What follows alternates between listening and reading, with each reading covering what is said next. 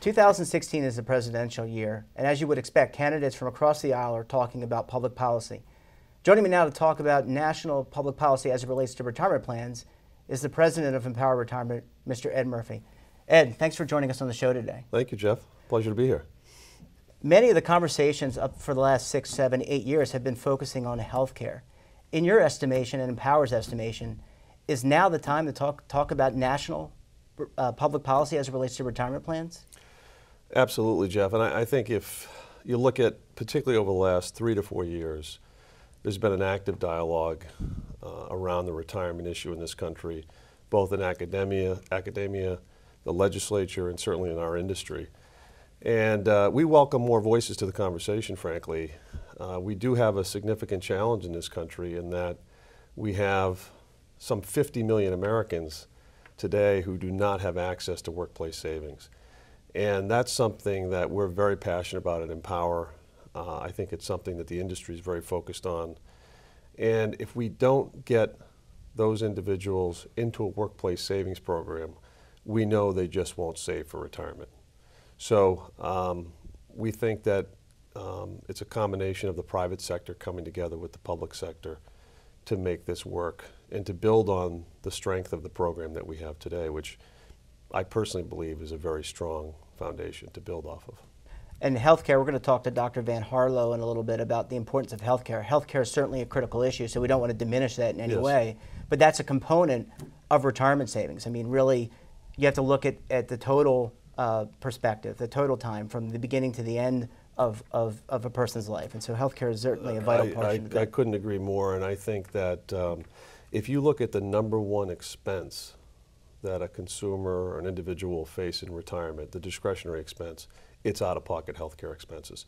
So from where we sit, you can't do comprehensive retirement income planning without taking into consideration explicitly the cost of healthcare in retirement.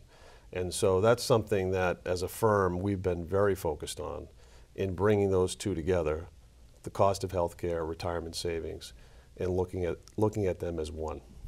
And to that point, I mean, Empower Retirement is certainly working hard on public policy, working in Washington, D.C. and around the country. I know you're heavily involved in working with the states and on their particular retirement programs.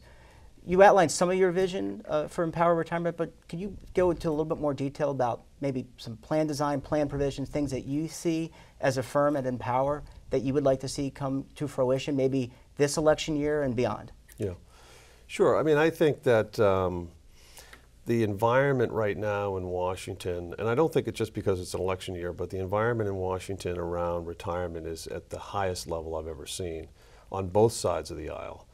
And there's both a regulatory effort underway, as we all know, with the DOL rule, but there's also a legislative effort underway, a bipartisan legislative effort to try to address some of the shortcomings that we have today with the retirement system.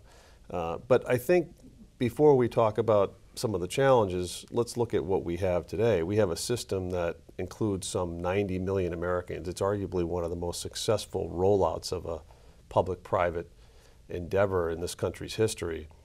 And we have a market today, just in the defined contribution space, that exceeds over $4 trillion. It's expected to grow to some $9 trillion. So it's not a perfect system, but it's a strong foundation to build off of. So as we think about enhancements in the way we might try to strengthen the system, to me it's a couple things. One, we support and embrace the concept of a universal 401k plan, again, to try to address that small plan adoption challenge that we have in the country.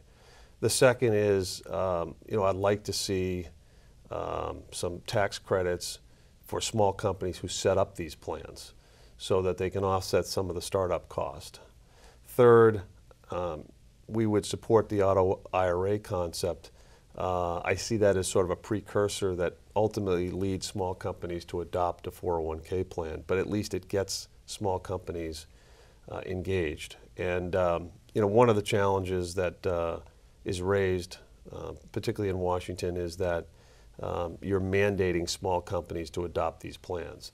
And I don't know if mandate's the right term or not. We are requiring them to offer a plan, but obviously the employees are eligible to opt out and the employer is not required to make contributions.